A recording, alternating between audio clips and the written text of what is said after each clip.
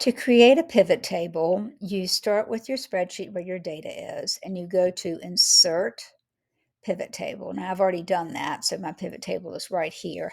I asked to insert it in a new tab, so it did. It put it in a new tab for me. So when you're working with pivot tables, I have these choices of the things that I can add to my rows. My rows would be 1, 2, 3, 4, 5, 6, 7, 8. Or I can look at columns. I can add the same things to the columns and the same things with values and filters. So in this case, in the rows, I want to add my test, my math test and my reading test. So I've got those in the rows. Now, I don't really need anything in the columns right now because what I want to know is the values of what my students did. So I'm going to say the values is the score, and it says the sum of the score. Well, I don't need the sum of the score. I want the average score. So when I click on average, that shows me that my average math score was 216.